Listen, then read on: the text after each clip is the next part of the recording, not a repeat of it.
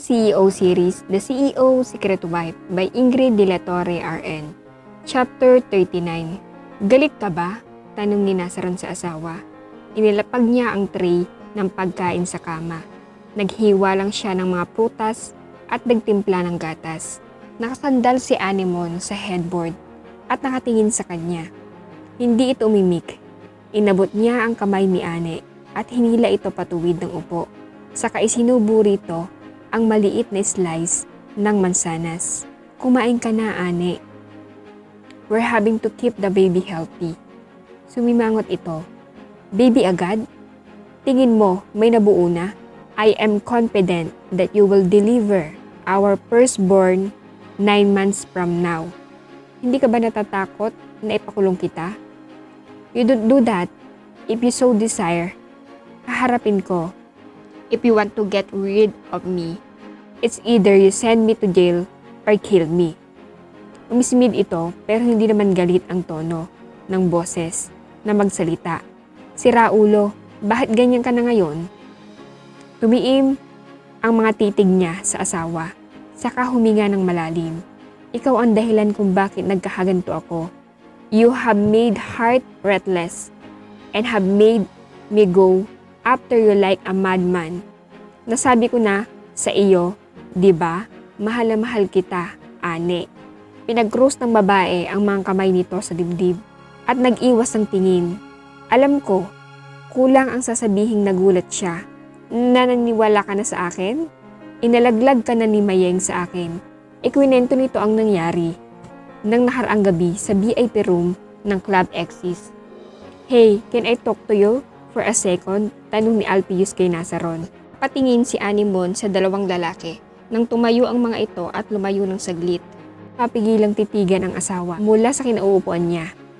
He looked bothered and worried but at the same time determined.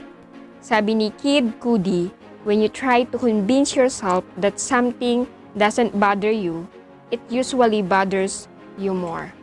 Lumingon siya kay Mayeng. Nahuli niyang nakatingin sa kanya. Nag-iwas agad ito ng mukha nang magtama ang mga mata nila.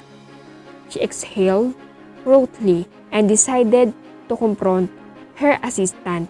Umisod siya ng palapit dito. Mayeng, magsabi ka ng totoo. Bakit mo ko dinala rito? Pabulong niyang tanong dito para hindi marinig ni Nakasko at Seki. Birthday ko nga, ma'am. Mabilis nitong sagot. Kita niya ito ng mga mata. Nakalimutan mo na ba? May pinasagutan ako sa'yo. Personal data sheet nung unang araw mo sa shop. May birthday mo doon. At sigurado akong hindi ngayon ang araw ng birthday mo. Namutla si Mayeng. Ma'am, sumama ko rito dahil gusto kong malaman kung ano ang plano mo. Matagal ko nang alam na ikaw ang nagdidikit ng mga notepads sa comment wall galing kay Nazaron. Akala ba ni Nazaron, hindi ko alam na nahack niya ang files ko sa shop? I'm not stupid, Mayeng. Nireview ko ang files maging ang CCTV footage at nakita ko ang mga ginagawa mo. Alam kong magkakilala talaga kayo. Gusto kong malaman ngayon ay kung bakit dinala mo ko rito. Lumaylay ang mga balikat nito dahil wala na itong malusutan. Namamawis ang noo nito sa kaba. Hindi ito mapakali sa kinauupuan hanggang sa nagdesisyon itong umamin na patay ako nito. Pero sige na, sasabihin ko na ang totoo. Nagbuga ito ng hangin. Baliw si boss sa iyo eh. Gusto kanyang mapaibig uli. Natatakot siyang ilayo ka ni Senior Giuseppe sa kanya. Kaya kahit ang unang plano ay pakasalan ka uli, uunahin raw muna niyang mag-honeymoon. Tumaas ang kilay niya. Marami pang ikinumpisal sa kanya si Mayeng pero tumatak sa isipan niya ang balak ni Nazaron na buntisin siya. Kaya naparami ang inom niya ng alak.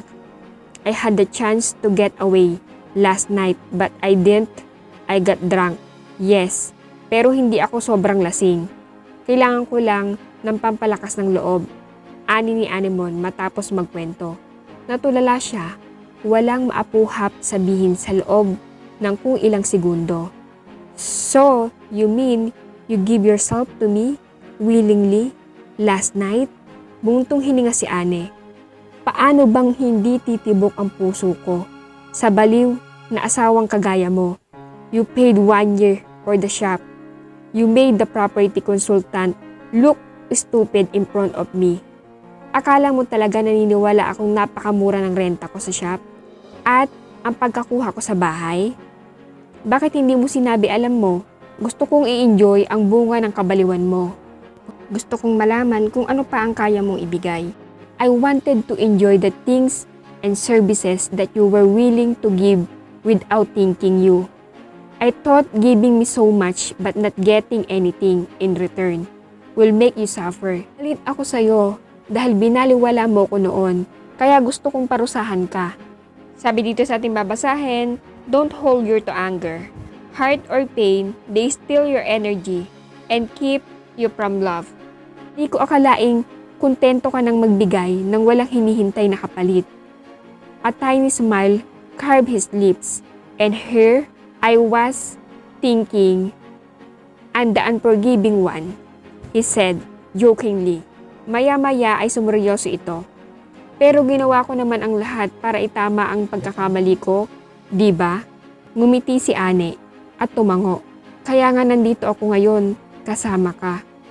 Oh God, thank you. Mabigat ang pakiramdam, ang isiping pinilit kong may mangyari sa atin habang lasing ka. Alam mo ba, itinabi niya ang tray ng pagkain at niyakap na mahigpit ang asawa. You are the first love. Do you know that? Sabi ni Nicholas Sparks, the first time you fall in love, it changed you forever. And no matter how hard you try, the feeling just never goes away. Malay ko, biro nito. You are Ane. My heart will only love one woman. At ikaw yon. Funny that I have to lose you first to finally understand love. Marami akong nakilalang babae, pero nag-iisa ka sa puso ko. Kung naiba ang paraan ng pagkakilala natin, sure that I'll still fall in love with you. Kagaya ngayon, tagalan lang dahil isa akong malaking hangal, pero sa huli, ay iibig at iibig pa rin ako sa'yo. Humigpit ang pagkayakap sa kanya ni Anemon. Nasa ron may sasabihin ako sa'yo, can you keep a secret? Tumango siya, sapo pa rin ang likod ng ulo ng asawa. I am still in love with my husband. Sabi dito sa ating babasahin, no matter what I say or do, I'm still not over you. No matter how hard I try, you still manage to make me cry. No matter what, I'm still in love and don't know why. Parang tangang nakalumbaba si Nazaron sa gilid ng kama. Titig na titig sa maamong mukha ng natutulog na asawa. They spent the whole day making love, and yet the desire to pleasure and satisfy her was still intense. He caressed her cheeks silently, watching the little movements of her lashes. Buntong hininga siya. My wife is still in love with me. He sighed happily. I love you more, Ane. Sambit niya, kahit alam niyang tulog ito. Amazing how his wife was able to reach the core of his heart. Alam niyang napatawad na siya ng asawa, pero hindi niya sigurado kung buo na uli ang tiwala nito sa kanya. Forgiving does not mean trusting. I promise I will work hard to getting back your trust. Ane, gagawin ko ang lahat para maging karapat-dapat ako sa pagpapatawad at pagtitiwala mo. Sabi dito sa ating babasahin, forgiving someone is easy, but being able to trust them, again, is a totally different story. Gumalaw ang asawa at dahan-dahang nagmulat ng mga mata. Kumunot ang noo nito nang matitigan siya. Anong ginagawa mo? Watching you sleepy. Gising na ako. Pwede ka nang tumigil sa katititig sa akin. Naiilang na ako sa'yo. Nahangiti nitong sabi. Ngumiti siya at inilabas ang kapirasong papel na inilapag niya kanina sa bedside. Inabot niya yon kay Anemon. Ano yan? Kailangan sundin ang mga nakasulat dyan. Tumaas ang kilay ng asawa. Pero binasa nito ang nakasulat sa papel. Number 1, curfew at 8 p.m. Number 2, not allow to be in the same room alone with the opposite sex. Number 3, the spouse has to be informed of your whereabouts. Number 4, not to deny marital status. Number 5, not to remove the wedding ring. Napailing si Anemone. Hindi malaman kung tatawa o mamamangha. Seryoso ba to? Paano kung tumanggi ako, sundin ang mga nakasulat dito? He smiled, then his eyes that seemed to see through her soul. Focus on her. Hindi para sa iyo yan. Kinuha niya ang papel at sinuksok sa bulsa. Para sa akin ito. Namilog ang mga mata nito. Curfew at 8? Hindi ka ba busy sa opisina? I am, but I always find a way to come home or before 8. Not allow to be the same room with the opposite sex? Paano kaya yan? Baka nakakalimutan mong babae ang sekretarya mo. Minerva is an exception. She happily married and with kids. Siyempre pwede rin kapag meeting or client appointment. Pinukul siya ng hindi naniniwalang tingin ni Anemone. Fine, I can tolerate it being in the same room, alone with the opposite sex, if and only if the opposite sex has no malicious intent or whatsoever. And anyway, number 3, state that I have to inform you of my whereabouts. Kaya malalaman mo rin ang lahat ng ginagawa ko at kung sino ang mga kausap ko, maliban na lang kung sadya niyang ibinitin ang lintaya, maliban na lang kung ano, kung silosa ka pa rin kagaya ng dati. Hitis, tumawa ito, hindi na ako katulad ng dati, nagbago na ako. Natigilan siya at napatitig sa asawa. He wanted to tell her that he knew Anemone was scaring him. He was scared that she would leave him because she didn't need him now. Nakikilala na ang mga gawa at talento nito. She had indeed bloomed into a magnificent butterfly. And the butterfly didn't need anything else. Katulad ng paru-paro, hindi na nito kailangan na kahit ano o sino para iparamdam na maganda ito. She was already enough. Kahit nagbago ka na, pwede ka pa rin bang maglaan ng lugar sa puso mo para sa akin?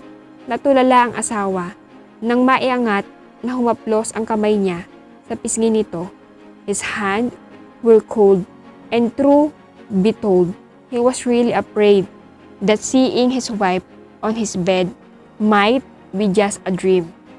Anemone was like a precious gift given to him a long time ago that he refused to unwrap, and when he finally did, he knew that he couldn't be without it anymore. Eh bakit ang lamig ng kamay mo? He let out and low, nervous, chocolate. Natatakot ako, baka bigla ka na lang mawala. Baka magbago ang isip mo at maisip mong hindi ako karapat-dapat patawarin. Sabi mo nga, hindi ka tulad ng dati. The thought of losing you again is killing me. Inabot nito ang kamay niya. Nakahaplos sa pisngi nito at marahang pinisil. Ngumiti ito, hindi ako mawawala sa'yo. Hanggang di mo ako binibigyan ng dahilang gawin ang bagay na yon. At mas lalong mahihirapan akong lumayo kung nakapag-deposito ka na. Deposito? He held his hand and placed it over her tummy. Didn't you say you want to have babies with me? So was it deposit or withdrawal? Gumuhit ang malapad na ngiti sa labi niya. Would never withdraw, honey. Besides, it's too hard to withdraw when we're doing it raw. He sat on the bed, yumuko siya at inilapat ang labi sa leeg ng asawa. He sucked his skin to leave his love mark. Napaungol si Anemone at yumakap sa kanya. Tuluyan na siyang kumubkob dito at siniil ng halik sa labi ang asawa. Napakalambot ng labi ni Ane. Kailanman ay hindi siya magsasawang halikan ito. Hindi minsan man nawaglit sa isipan niya kung gaano katamis ang mga labi ng babaeng pinakasalan niya kahit ilang taon na ang lumipas. Loving kissing you, do you know that? Tanong niya rito sa pagitan ng mga halik. I really do.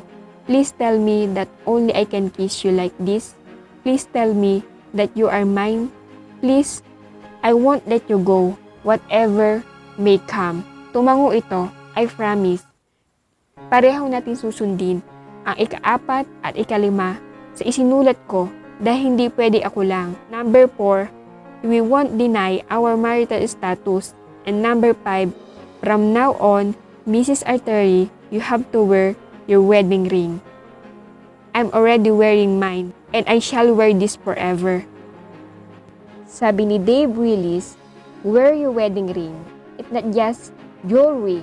It's a symbol that reminds the world that you are off limits. And it can also remind you to consider your spouse in every decision make.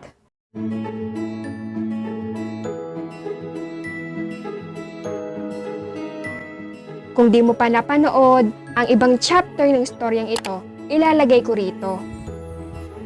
Mga certified love story lovers, ang pakikinig at pagbabasa ay ang mga bagay lamang na nagbibigay daan sa inyo upang makita ang inyong imahinasyon. I-follow nyo na rin ako sa aking Facebook page at Facebook account. Like, share,